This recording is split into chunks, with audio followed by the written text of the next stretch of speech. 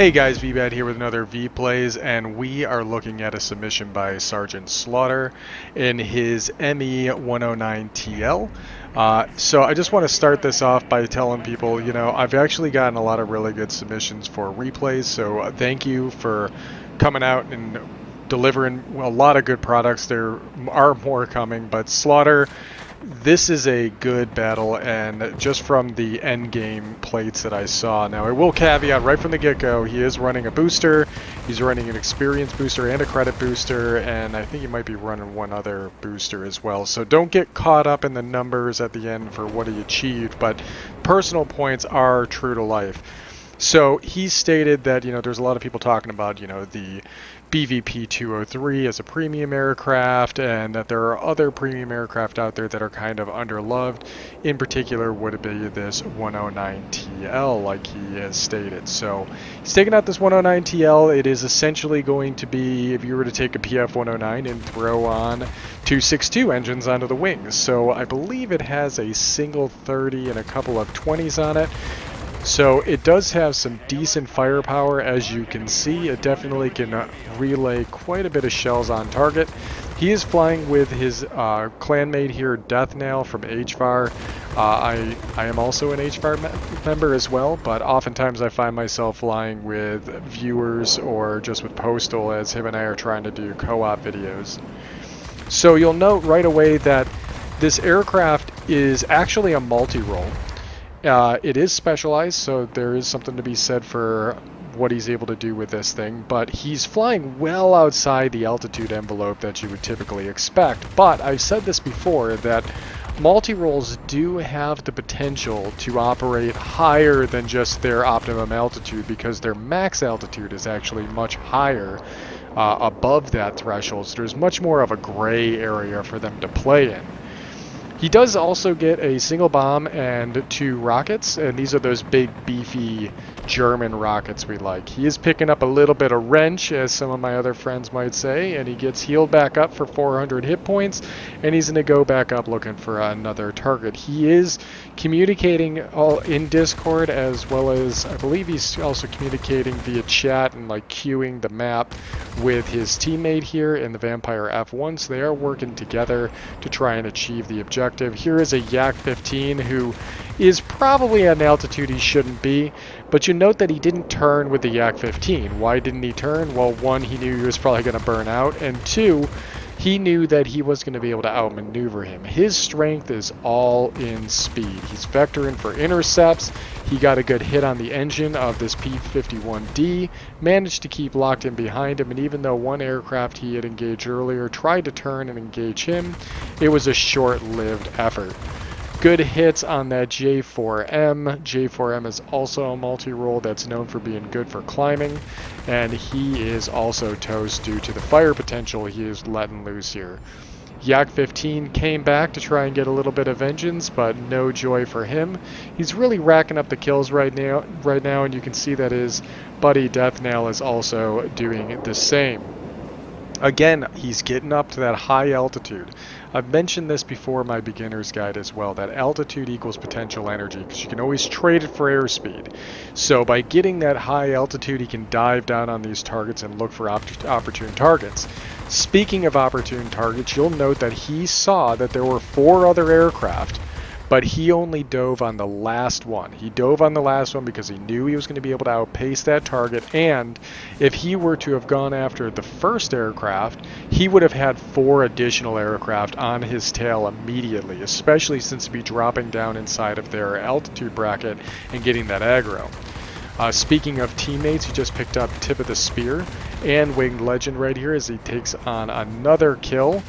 He does get a few pot shots on that TU2. He's lost an engine, so there's a little bit of his advantage is kind of getting knocked away, and he ends up getting taken out for that. But this is kind of that high risk, high reward. He isn't running a repair module for his engine. He's opted to go for the fuel as well as the boost cooler, because as much as it might seem nice to have the safety net of having repair equipment, a lot of the time you find yourself in a situation where you would rather have consistent overwhelming superiority of your overall strength, so you're not put in that situation to begin with. So it's a high risk but high reward, and it's just a safety net, to be honest, because how often do you find yourself having to use that repair module compared to how often you wish that you had a little bit more top end speed and acceleration?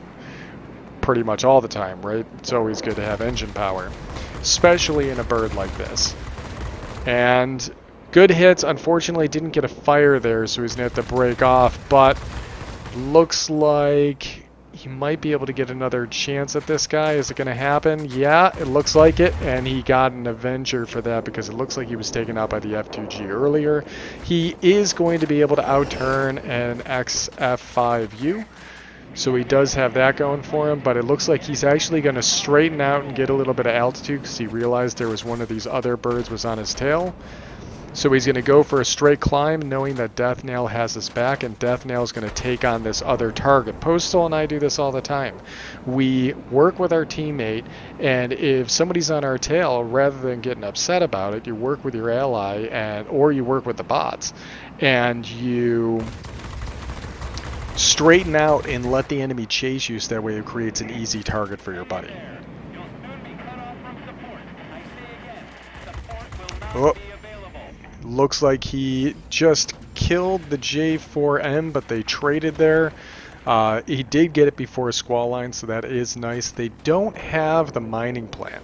They never had the mining plant this battle. Well, they didn't get the mining plant. They got the garrison and they got the airfield. And from there, they have to kind of do some math. So right now, you see that SgtSchlautter actually had stated to Deathnail, you know, if we get both garrisons and the airfield, we're good, because the way that this works is a mining plant left alone is equivalent to the capture of 2 zones.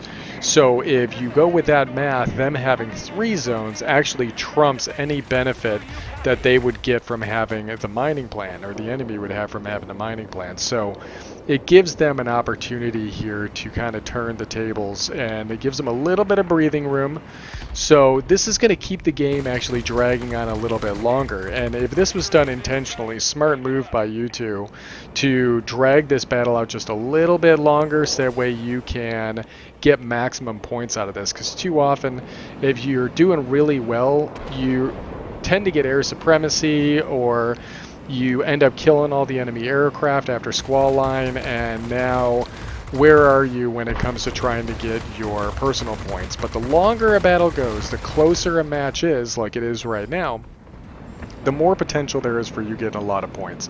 So if they're gaming the system, that's pretty awesome, because as you saw, SgtSchlautter was just camping their spawn point for the most part, and by camping that spawn point, it was able to keep the enemy at bay, but at the same time they really weren't capturing any additional zones, so worked out well for him. They did just pick up the airfield, but you can see that his bots are actually doing some pretty hefty work over at the mining plant right now. And yes, he does have his bomb and rockets back, so he could, if he wanted to, just gun it over and grab what's left of one of those smaller sites and be able to pick up the mining plant for his team. But it's not really necessary at this point. They are about to spawn a whole bunch of bots over at this airfield, so it's not advised to be right in the middle when that happens. Looks like his team managed to pick up that zone anyways. Deathnail just took out the enemy player in the IL-20, so they won't have to worry about him. But again, at this point, you're just trying to secure some kills. Can he get it? Yeah, he got it. It's always good to get the kill right at the end of the battle. So as you can see here, he picked up Wing Legend. He got 22,930 personal points. He got Tip of the Spear with his ally, and Unstoppable, which he actually died. So any progress towards Unstoppable, I thought, was undone when you died. So we got enough kills after the fact that it didn't really matter. So there is that going for him, so that's pretty cool as well. All right, so we're looking at his end play right here, and again, I said disregard the tons of cash he made here and the 313,000 pilot experience. I mean, again, he's converting crew XP and he's also running the booster, but you can see how much you can actually get towards upping some of your pilot skills with some of these premium aircraft. So that is a nice little touch he threw on there. You can even see here that Death Knell's asking him what his setup is on his aircraft here because he's obviously impressed as well. Managed to kill 17 aircraft. He got 7,484 damage, but it was the combination of the ground targets and the air targets that really kind of kicked him over the edge, I think. So he made a ton of credits. He got some really good personal points racked in here and really showcased that the 109 TL does have some strong capabilities. And we get a little peek at his hangar here a little bit as well, which is nice to see. So anyways, I hope you guys enjoyed this video. Thanks again for the viewer submission coming from you here, SgtSchlautter. Look forward to seeing more. I do have a bunch of other ones in my ink containers, so I will showcase those at a later time. Again, hopefully you guys enjoyed this video despite the glitchy replay system, and as always, I'll catch you on the next one. I'm marching till it's over. I'm just like a soldier. I keep on moving forward.